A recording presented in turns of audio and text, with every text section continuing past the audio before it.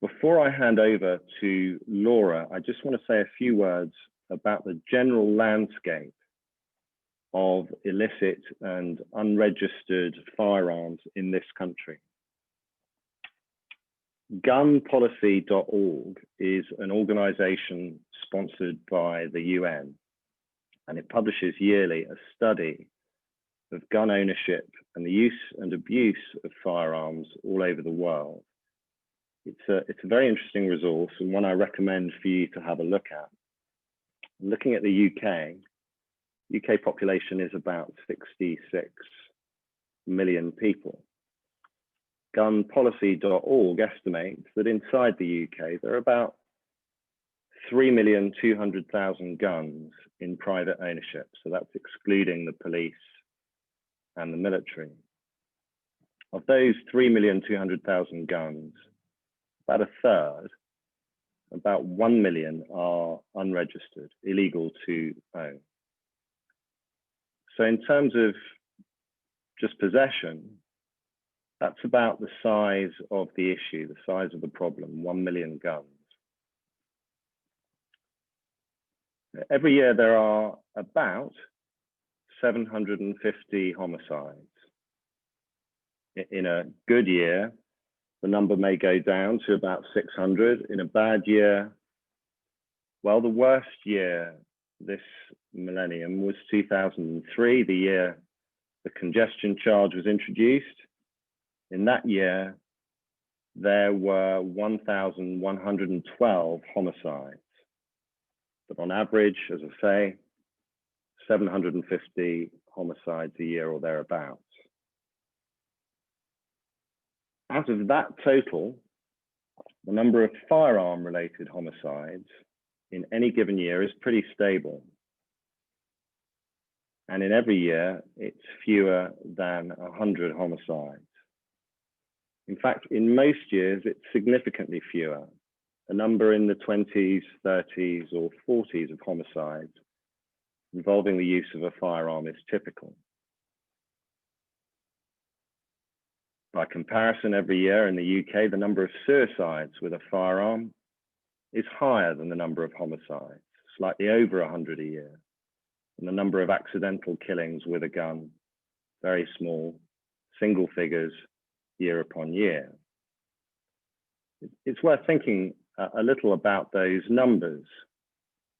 1 million illegal unregistered guns, 750 homicides a year, about 40 of which will be carried out using a firearm.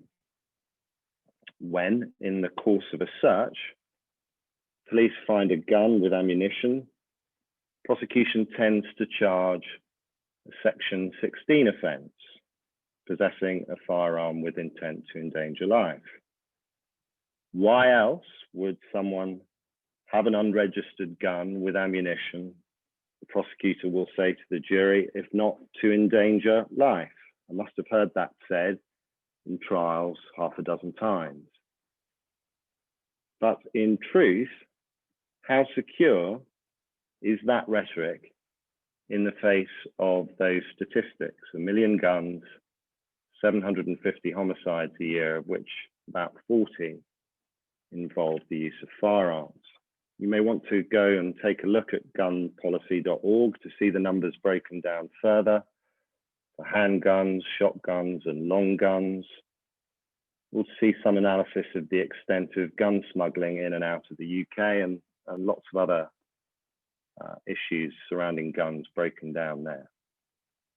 Okay, well, with that small amount of context, that's enough from me. And I'll hand over to our first speaker, Laura Collier. Good evening, thanks, Dom. I think Colin Wells, ever quick off the mark, has posted a link in the Q&A to that website if anyone wants to go and have a look at it at some point. Thank you very much for joining us this evening, for cancelling what I'm sure were very busy social diaries to come and join us on our webinar. And we're very pleased to have so many people in attendance. Just an overview for today's purposes. In terms of the structure, we're going to look briefly at some Pre-guideline authorities look at the new guidelines. That is, after all, the purpose of this webinar. And then we will look through minimum terms, how they apply to under 18s, and exceptional circumstances in circumstances where minimum terms do apply. Now, bear with me. I'm about to try and share my screen. A really technical exercise. Right, hopefully you can all see the PowerPoint. So there are new guidelines having been published. They apply to all offenders who are sentenced for such offences, for the relevant offences after the 1st of January 2021. So any sentence that you're doing for a firearms case where the guidelines cover that offence will engage these new guidelines. Now, there are two perhaps significant features of the guidelines. Firstly, is it's the first time that there's been any meaningful formal sentencing council guidelines for Crown Court firearms offences. And secondly, that it is the first time in a formalised guideline that sentencing tribunals are referred to the racial disparity in sentencing outcomes. It's set out in the guidelines, and it refers sentencing tribunals to the Equal Treatment Bench Book. And the fact that it is written out, it's set out, it's unavoidably there in terms of the sentencing steps and stages that a sentencing tribunal has to go through is significant. We all know, we're all familiar with the leading case of Avis. The questions that were considered, that are considered when you're looking at arriving at the appropriate sentence for firearms cases were set out and have been repeated in authorities over the last 23 years as it is now. What sort of weapon is involved is the first question, and Court of Appeal have held in their infinite wisdom, genuine firearms are more dangerous than imitation firearms. That is no doubt why they get paid the big bucks. Loaded firearms more dangerous than unloaded firearms. So on and so forth. The second question, what, if any, use has been made of the firearm? Third, what intention, if any, did the defendant possess or use the firearm for? And four, what is the defendant's record? So those are the questions that were set out in Avis.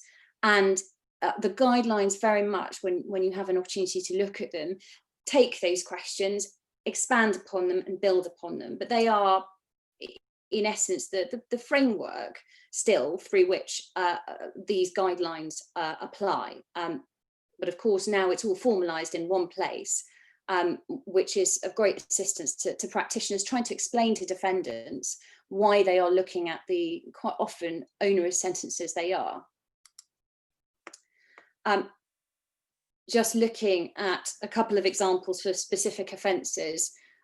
This is the case of Morton, which was an offence under Section 2.1 of the Firearms Act 1968, possession of a shotgun without a firearm certificate. You see the fact in that case, police recovered a loaded shotgun from the defendant's home address. His account was rejected as to how he came to be in possession of it. And he received a 4.5-year sentence. That was the starting point in his case, at least. And the Court of Appeal reiterated that the bottom line is that he had to be punished for the danger which a loaded shotgun represented. Interestingly enough, when one looks at the guidelines that have been published relating to the Section 2 offence, it would seem that the guidelines tend to, in respect of this particular offence, lead to lower sentences than some of the authorities might suggest. In terms of one of the most common offences that we see charged, which is a possession of a prohibited firearm, maximum sentence is still 10 years. You'll all know that Section 5 creates strict liability offences. But you can see some examples here of the kind of sentences that are imposed, or starting points that are taken in relation to these offences. In Morgan, possession of a prohibited weapon, it was a submachine gun, 38 cartridges, drum magazine and a silencer found in the shed, indicted alongside Peewits. The starting point there, perhaps not surprisingly, was close to the maximum of 9 years.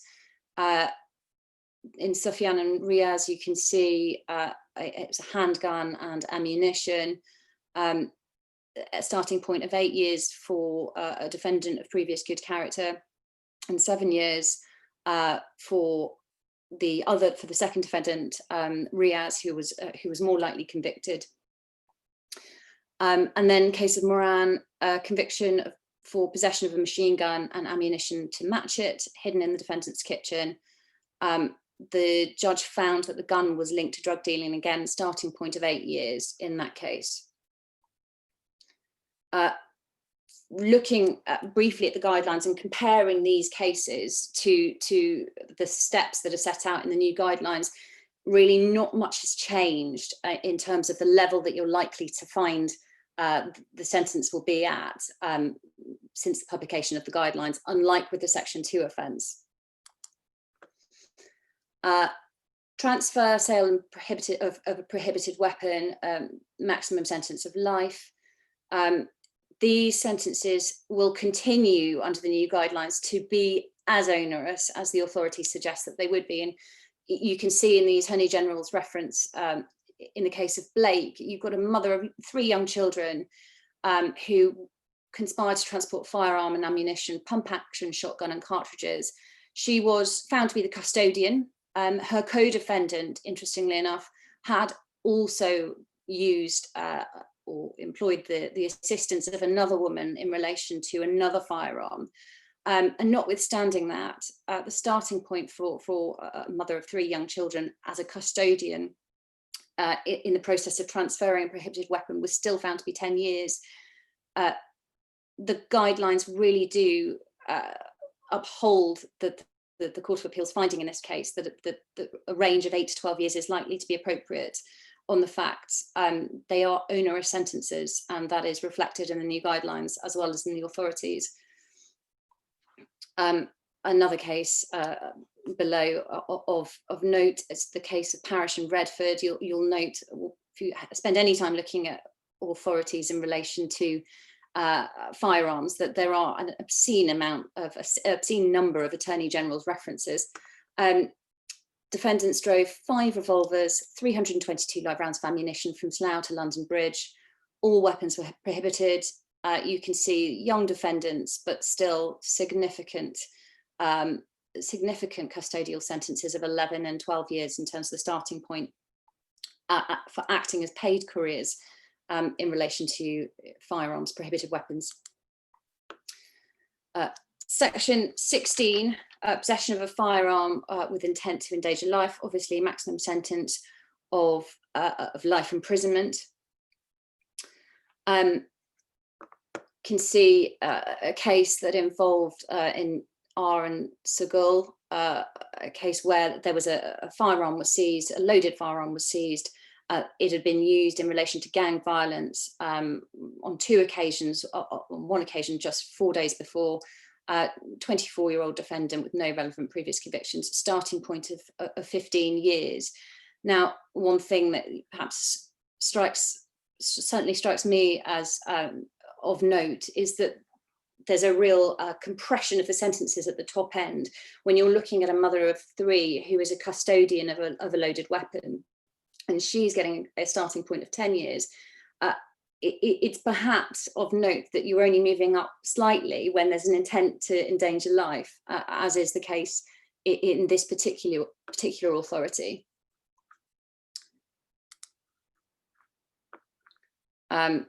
Possession of a firearm or imitation firearm with intent to cause fear of violence, again, it's set out. Of note is that when you're looking at an imitation firearm, it follows the danger posed, one of the questions asked in Avis, is negligible. Danger of psychological harm perhaps, but no real violence could be inflicted, and as such that's reflected in the sentences that are passed. You're looking at, in this case, if we take the case of C, he received 3 years after trial for going round to his pregnant ex-girlfriend's house and pulling out an air pistol. They were all wearing balaclavas and after trial he received a sentence of 3 years. The new guidelines that we have cover 8 offences. Possession, purchase or acquisition of a prohibited weapon or ammunition, sections 5.1 and 5.1a, both strict liability offences for which the minimum term applies. Possession, purchase or acquisition of a firearm, ammunition, shotgun without a certificate, sections 1121 of the Firearms Act, both strict liability offences, but not ones to which the minimum sentences apply. Possession of a firearm or ammunition by a prohibited person, carrying a firearm in a public place. There is a lawful authority, reasonable excuse defence to the section 19 offence. Possession of a firearm with intent to endanger life, possession of a firearm or imitation firearm with intent to cause fear of violence, use of a firearm to resist arrest, so on and so forth, and then the manufacture, sale, transfer, acquisition of a weapon, a prohibited weapon, section 5.2a, also a strict liability offence. So, as I said at the outset, one of the significant factors in the new guidelines is that it is spelt out that sentencing tribunals need to be aware, and in fact, it's spelt out on this slide, sentences should be aware that there is evidence of a disparity in sentence outcomes for this offence, which indicates that where the minimum term applies, a higher proportion of white offenders receive a sentence below the mandatory minimum term, and as a result, less severe sentences compared to Black, Asian and other ethnicity offenders. Where the minimum term does not apply, a slightly lower proportion of white offenders receive an immediate custodial sentence compared to Black, Asian and other minority ethnic offenders. There may be reasons for these differences, but in order to apply the guidelines fairly, sentences may find useful information and guidance at chapter 8 and relevant paragraphs of the Equal Treatment Bench Book. So when you're looking through the steps that are set out in the guidelines, this is spelt out. So a sentencing tribunal, as much as they want to, has to at least pay lip service to the fact that there are different sentencing outcomes and they have to deal with that. It is in the guidelines, and that is, one would hope, a significant step towards trying to address the disparity in the sentences as between white defendants and Black, Asian and other ethnicity defendants. I'm not going to read all of this out, but I have just copied for your reference, and we'll distribute the slides after the webinar, the relevant parts of the bench book, which are referred to in the guidelines, so that you can have a look in your own time. But there are a couple of passages that I think really require us to deal with them today, because it just is worth reminding ourselves of the findings of the Lamy report in terms of the discrimination within the criminal justice system. And you can see at paragraph 24 of the Equal Treatment Bench Book, it set out that Black men are 3 times more likely to be arrested than white men, and Black women twice as likely to be arrested as white women.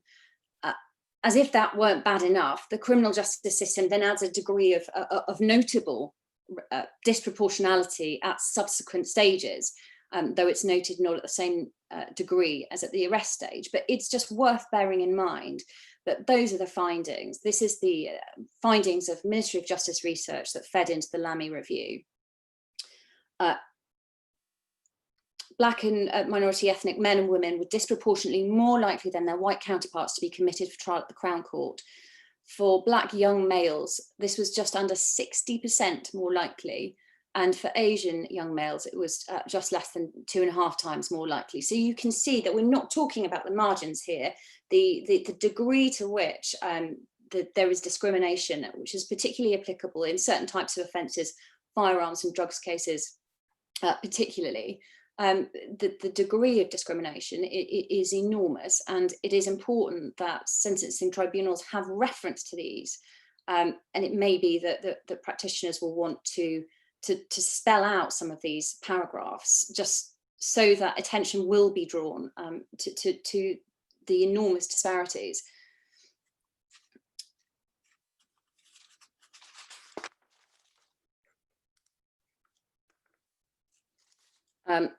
paragraph 125 of the Equal Treatment Bench Book, again, I'm not going to read it all, but it's there for your reference. Although only 14% of the population, Black and minority ethnic individuals make up 25% of adult prisoners and 41% of under 18s in custody. So nearly half of under 18s in custody are from a Black and a minority ethnic background. Again, it's worth just reminding ourselves of those figures because they are shocking, and they do remind us that as practitioners, it is incumbent on us to ensure that sentencing tribunals are taking the appropriate steps to ensure that the sentencing outcomes are as equal as they can be in the circumstances.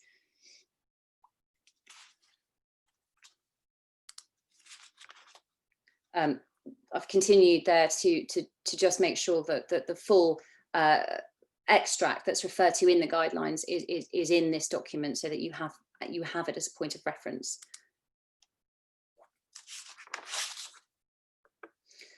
And we look at the last paragraph that's referenced, 129, and it spells out that the system should do much more to ensure that offenders understand why they have been given the sentences they have.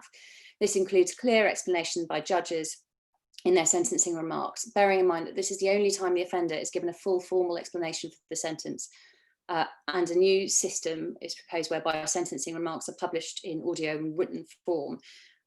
It seems to me that the sentencing guidelines will help us, at least as practitioners, to really sort of spell out why we think the appropriate sentence is, what we think the appropriate sentence is, and why we think that. And it's always useful when you have guidelines to be able to point to particular factors written down in black and white, so that defendants can understand how and why sentences are arrived at. And of course, we all know that sometimes our advice is not necessarily the same view that a judge takes, but at least then defendants can see in black and white the factors that a judge is considering and the impact that those factors have on where the sentence falls.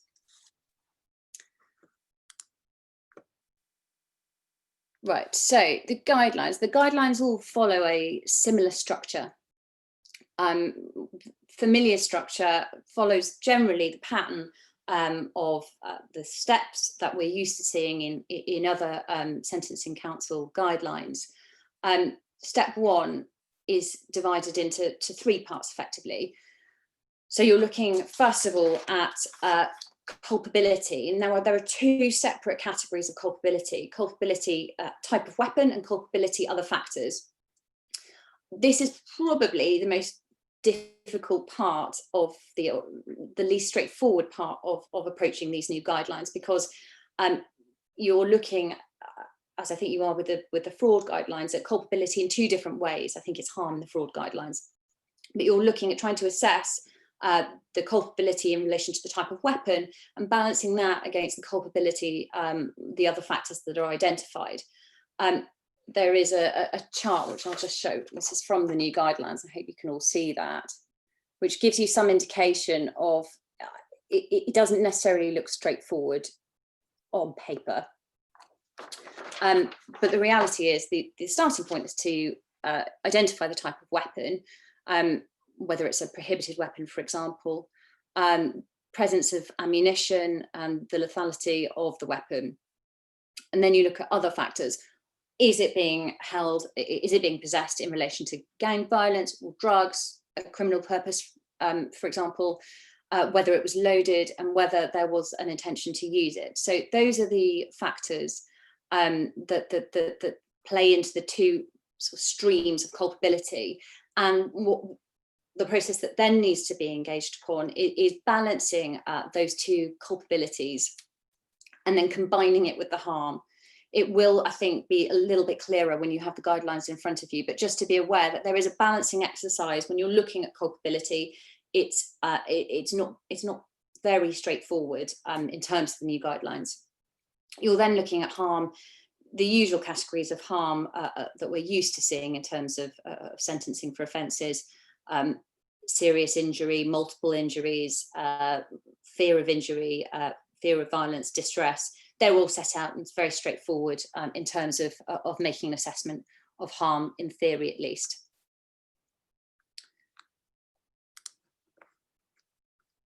Step 2 is to look at the boxes. We're all used to seeing the boxes with the category range and the starting point.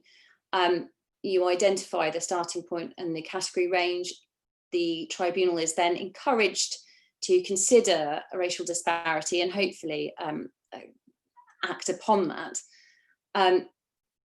So that's step 2. It's all very straightforward in terms of the normal approach to guidelines. We then look at aggravating factors. Again, no great surprises. Are they modified to increase dangerousness? Were there multiple weapons? Where there's been a supply of a firearm? Abusing the position as a registered firearms dealer? Whether you're in possession of a firearm whilst under the influence of drugs and alcohol? No great surprises. There are a number of factors set out in the guidelines, but it's all fairly self-explanatory. Mitigating factors. So, as we're all aware, there are a number of strict liability offences within the Firearms Act 1968. If there was a lack of knowledge or suspicion in a strict liability offence, that's obviously a significant mitigating factor. Lack of knowledge that the firearm was prohibited, the fact that it was incapable of being discharged, a number of factors that relate to the gun itself and the state of mind of the defendant. Step 3, you then have to consider minimum term and exceptional circumstances. So whether a minimum term applies, whether or not there are exceptional circumstances which relate to either the offence or the offender, which justify departing from the minimum. Abby will talk about that in more detail in just a moment. One thing which I think is often forgotten is that in cases where the minimum term applies, if there are no exceptional circumstances, then, the minimum term applies irrespective of plea. So if you've got somebody where there are no exceptional circumstances and the offence is right at the bottom of the seriousness of possession of a firearm, then the 5-year tariff will apply irrespective of how or when they indicated or pleaded guilty. The position is different in respect of youths, and again, Abby will deal with that in just a moment. Step 4, prosecution assistance. Well, that rather speaks for itself. Step 5, reduction for guilty plea. Remembering, of course, what I've just said, that the minimum sentence is applicable irrespective of plea. Step 6, totality, and step 7, ancillary orders. Minimum terms we've dealt with in brief, where the minimum term provisions apply under section 311 and section 20 of the sentencing code. Court must impose a sentence of 5 years, and we've set out the offences for which the minimum term applies. It is of note, perhaps, that the minimum term provisions do not apply to offences charged as conspiracies. Again, this doesn't deal with the position in relation to defendants under 18. Where the minimum term applies, it must be stated expressly in court. And I just thought at that juncture, before I hand over to Abby, it's worth noting that there were changes to the automatic release dates for violent and serious violent and sexual offences that came into force earlier this year. There are particular provisions of the Firearms Act which are caught by those the 2/3 release date. So section 16, section 16A, 17.1, 17.2 and section 18 of the Firearms Act will all be subject to the new provisions of the Criminal Justice Act. So if you receive a sentence of 7 years or above, the automatic release date for those offences will be at the 2/3 stage and not the halfway point. At that stage, I will ask Bruna to hand over to Abby, please.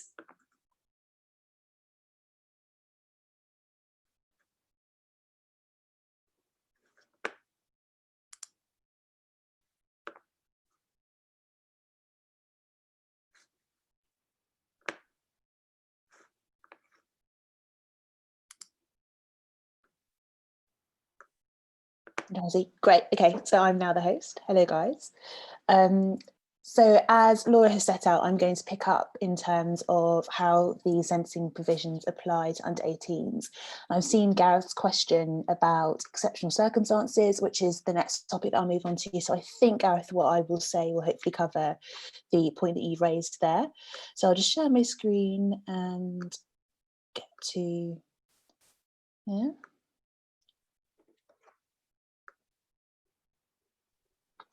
Okay, so in terms of under 18s and the minimum terms, what you need to bear in mind is the age of the offender and whether or not we're looking at their age at the date of the offence or if we're looking at their age on the date of conviction, because what bites in terms of the application of the minimum term is their age on the date that the offence was actually committed. So if there's a delay between the commission of the offence and the date of sentence, then obviously that's going to have an effect on that. You could be dealing with somebody who is over the age of 18, but these provisions will still apply to them.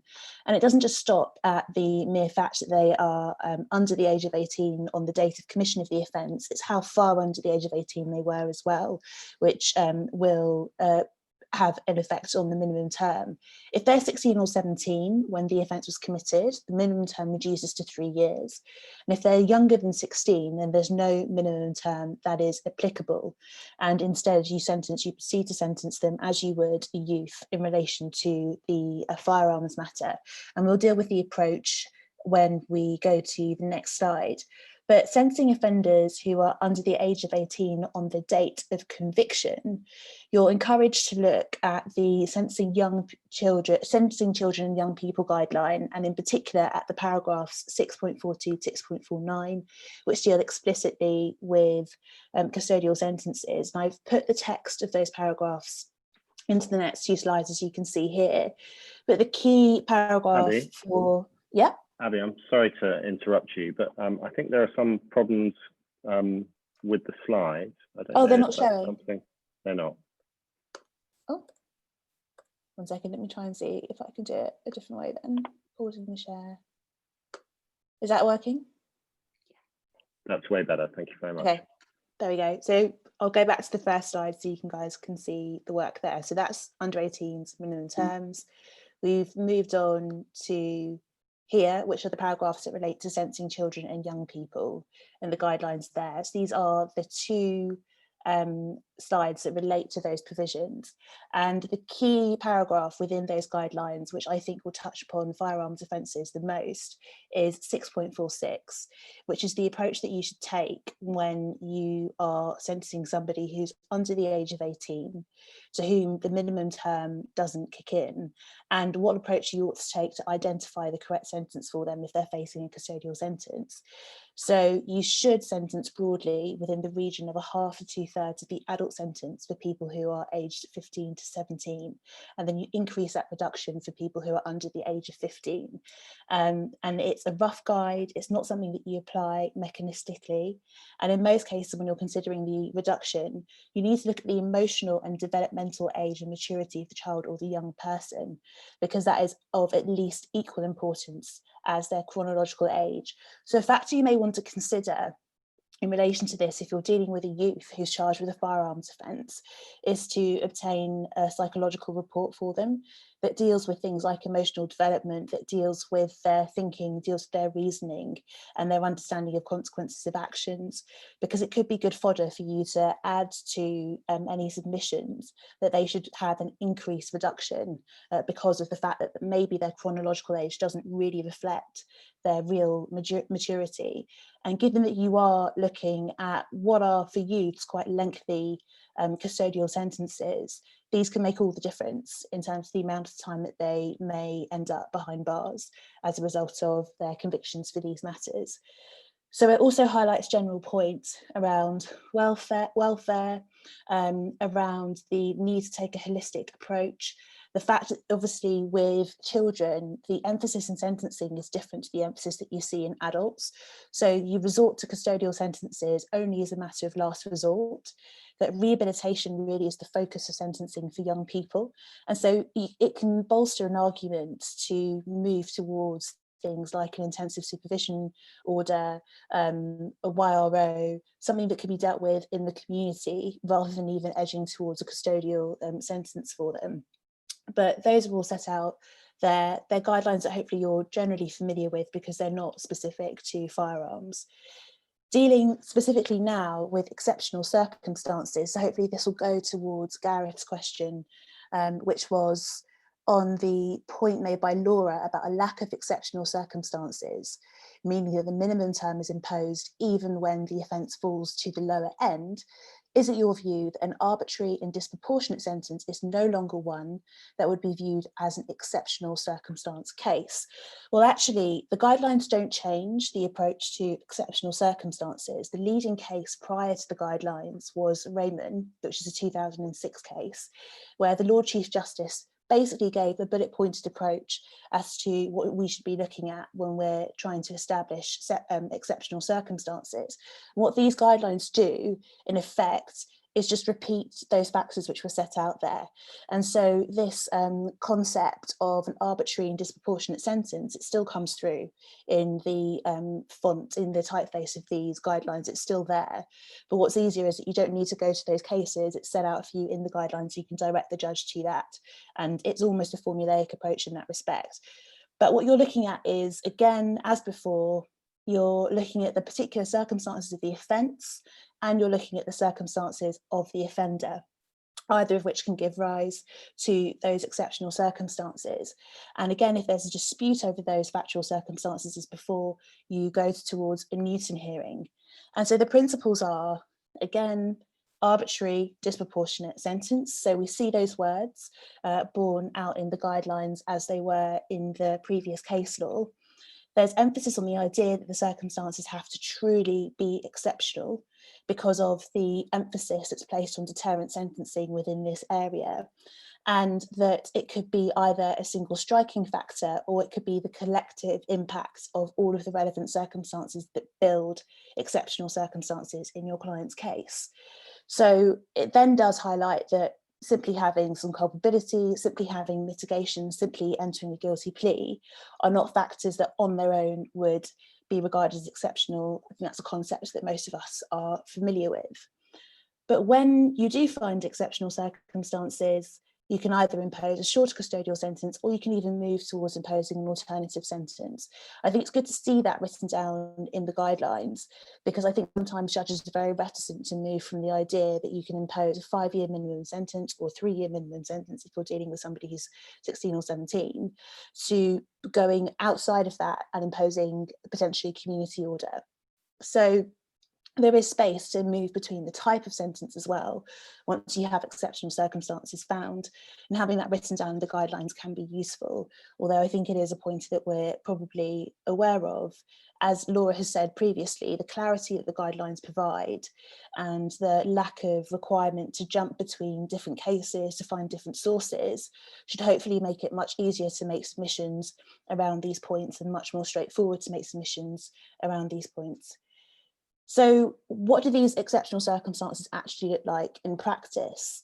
And if we turn back to the previous case law, I think it's just as relevant as it was before, because the actual mechanisms of finding those exceptional circumstances and identifying those factors that relate to either the offence or to the offender, those approaches are contained within case law. The case law is helpful to a certain point, which is it can kind of give you a flavour, it can give you an idea of the approaches which are taken by the courts and taken by judges, but at the same time, it's a factually sensitive set of circumstances that you're dealing with. And none of these cases, I think, are an authority that will guide or determine how a judge is then going to find accept or not find exceptional circumstances in your own client's case. But certainly, if you find something which is on all fours, it can be useful to point towards them. And I know that Laura in particular has had experience of that with a recent case where she had multiple stun guns, and we've referred to some of the authorities that she used there to hopefully be helpful points for you guys as well. But I really like to look at the case of Raymond itself, the appeal case, because that was two defendants who were both appealing out of similar sets of circumstances. For R, he was found to have exceptional circumstances, and for W, he was found not to have. And so it gives you a good stark contrast between findings and findings against you. So what was significant for R, according to the Court of Appeal, was that he didn't know that one of the weapons that he was in possession of was unlawful. His early guilty plea, the fact that he was only 24, his previous good character, his cooperation throughout the procedure, that he'd had employment in a trusted role with an employer that continued to value him as a person, even after his conviction for this matter. And so, because they still felt that there needed to be that deterrent effect, their view was it still required imprisonment, but they massively reduced his sentence down to 12 months imprisonment. In contrast, we had W, and what the court found there was that, unlike with Raymond, W ought to have understood that he shouldn't have had the weapon in his possession. He'd not done anything to check whether or not it was lawful for him to possess that weapon. So in effect, he was pleading ignorance without taking any positive steps or without taking any precautionary steps to ensure that he was abiding by the law. So he was very passive in that respect. They found that W committed other offences as well. And although those were not ones which were in the same category as these, it generally pointed to the idea that he really wasn't somebody who prioritised the idea of abiding by the law, of checking his obligations and taking steps towards fulfilling those. And the view I think that you can take in terms of the difference between R and W is that because of the emphasis of deterrence in this particular area, the onus remains on the defendant to show that they've taken steps towards making sure that they comply, showing that they have tried their best to navigate situations, so that when they come to a point of being convicted, even if they are convicted, for example, on a strict liability basis, they can at least rely on those factors in mitigation later to push towards the idea that the minimum sentence provision shouldn't apply. If courts were in a position where they were to find exceptional circumstances, whilst people could simply plead ignorance to certain factors, ignorance to the onerous obligations which are on them without taking any positive steps, then anyone could be in possession of a firearm unlawfully without really having the threat of the minimum sentence hanging over them, because there wouldn't be any impetus upon them to make sure that they're fulfilling their obligations. We also see that similarly in the case of Nankaro, which is a more recent case in 2019. And just a brief outline of the facts there. The police found 5 stun guns which had been disguised as mobile phones and an electrified knuckle duster. And it was a previous address that Nankaro had lived at. And shortly before he moved out of the property, he sent a text to somebody else saying, "Have you still got my stun guns?" And that is how it's spelled, by the way, that's not my spelling. "Have you still got my stun guns that you took, or have you sold them because I need them back?" And that is the text message that I've put there, because really a lot of the judgment focuses around the wording and the intention that's revealed within that text message. So even though Nankaro had quite significant personal mitigation, the view that the court took ultimately was that the text message demonstrated the idea that he had been in possession of these items, not merely for defensive reasons or for self-protection, but rather that he had them in his possession, that he'd allowed somebody else to possess them, so effectively he'd sort of disseminated them, that he had understood that they were there and that he wanted to repossess them afterwards. And so they looked at his health. They acknowledged that the lower court had been mistaken, because an approach that had been taken by the lower court was there'd been a Newton hearing, and the facts that had been put forward by Nankaro had been found not to be persuasive, and effectively the lower court had then, as a result, just completely set aside anything which had been put forward by the defence as part of that Newton hearing. So the Court of Appeal confirmed, on the one hand, that's not the right approach to be taken, that you're still taking a holistic approach when you get to the stage of looking at or considering exceptional circumstances, because of those factors that we've highlighted before, which is that it can be a number of considerations that amount to that threshold. However, there hadn't been an error by the instant court in determining that there were no exceptional circumstances. So he applied the Avis questions, which had been set out by Laura previously. He hadn't been in possession of lethal weapons, but these are still weapons which are capable of causing harm. The text message showed that he was involved in putting them into circulation, that he wanted them back, and then also that this really went to the heart of exactly why it is that these matters are criminal offences that qualify for minimum terms. And he couldn't point to anything in relation to the facts of the offence itself that would amount to exceptional circumstances. And then when they turned to his health issues, because he'd already been in prison for some time, and because those health issues were being well managed in prison, in their view, that didn't amount to exceptional circumstances in practice. There was a delay in prosecuting him and so on, but again, that didn't amount to exceptional circumstances, even when taken into account alongside his health concerns. And so I think that what that shows is quite how high the threshold is for establishing exceptional circumstances. And also, I think it really emphasises the idea that very often what the courts will focus on are the factors that pertain to the actual offence.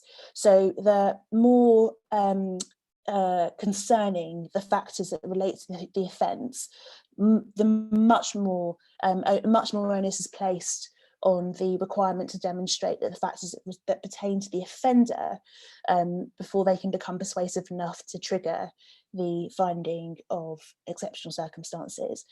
So these now are a number of cases that Laura's used very recently in practice. You can see that they date back to 2015, 2009 and so on. And that they were really around the idea of the defendants having psychological issues and being able to draw out those personal factors to establish reasons why they should either have much shorter custodial sentences or even a suspended sentence order.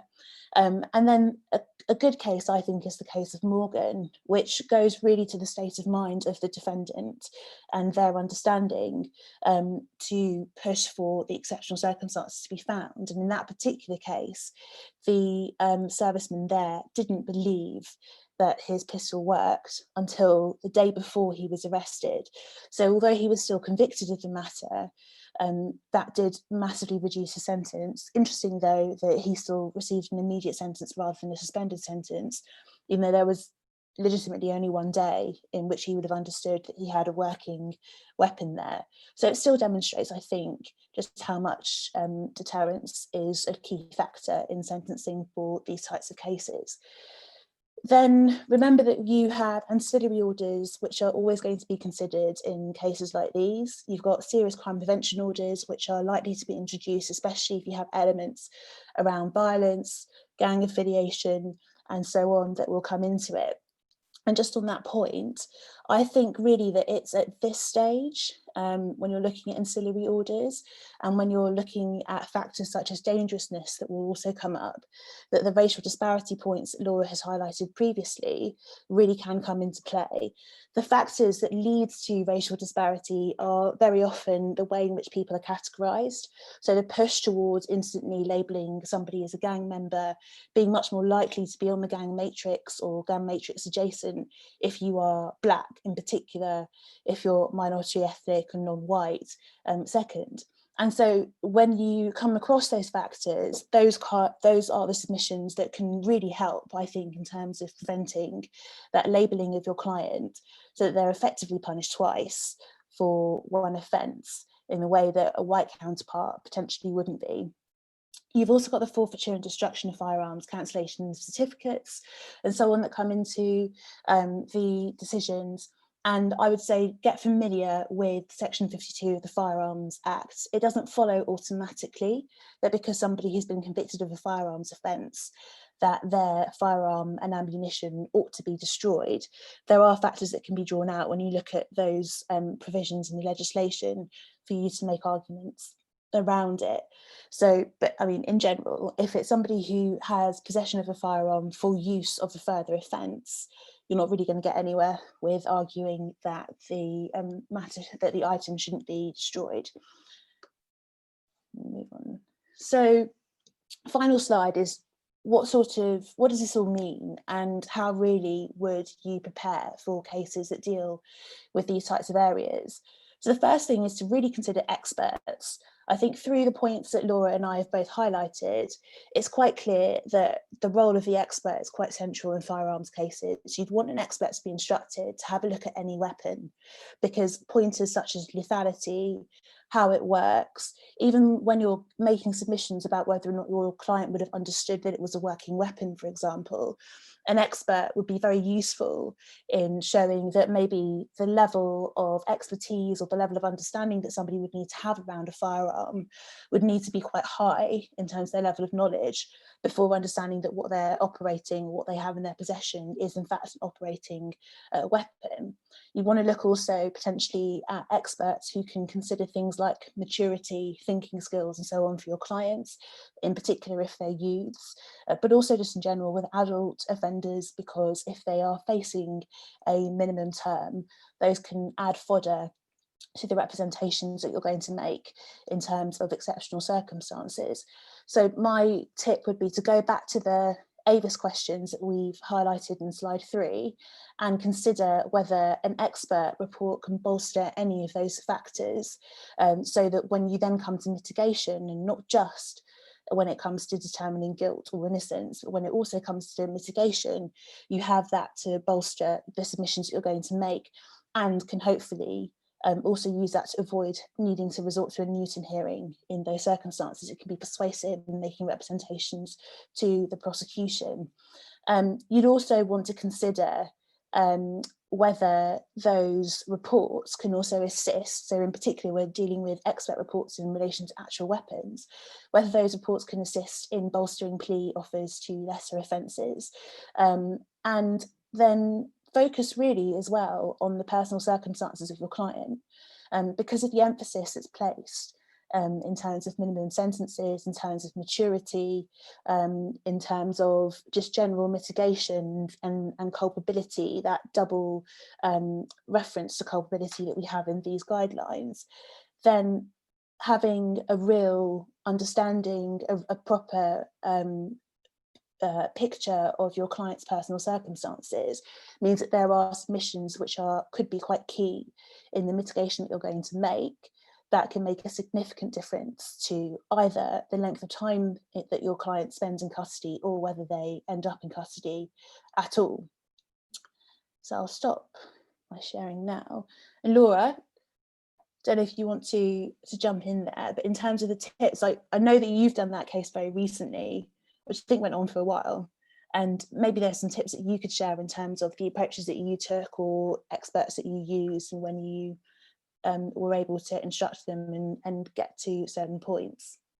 That was a case actually that didn't involve any experts. It was a case of 10 stun guns disguised as torches in the possession of a fairly elderly man, an elderly and infirm man who had just moved after 15 years of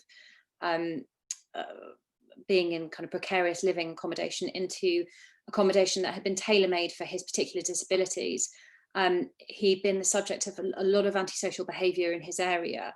Obviously that was double-edged, because he said that the stun guns were there for his protection. He didn't know they were unlawful, but he wanted to feel safer in his own home. The important factors in that case in terms of the sentence that we achieved, which was not just a reduction from the minimum, but a 2-year suspended sentence with no requirements attached, was evidencing the submissions that you're going to make. So crime reports relating to all the times that he'd called the police, evidence relating to his disabilities and his accommodation. The Crown had an expert whose report was actually quite helpful in and of itself in terms of the state and the condition of these weapons. But it's one of those circumstances where, you know, if you can provide a background of evidence and you do have evidence upon which to make those submissions, then be ballsy about it, because sometimes it pays off. So that was what happened in that case. But I think, yeah, having an evidential basis is really important, as Abby said.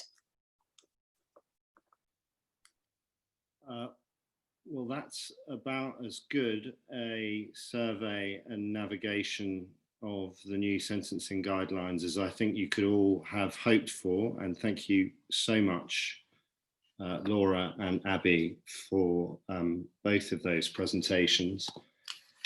I see we've got effectively no outstanding questions unanswered, and I will interpret that as an indication of complete contentment and enlightenment on the part of all of you who have been listening in.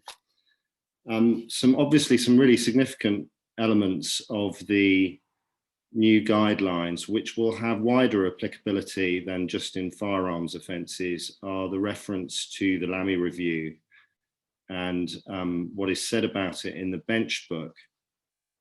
Particularly the enjoinment on judges who may not immediately understand the social or cultural circumstances of a defendant to get reports which get to grips with that issue. And it's cheering in the new year to find, I think, that is specifically referred to, and judges are specifically pointed to that inquiry in the new guidelines.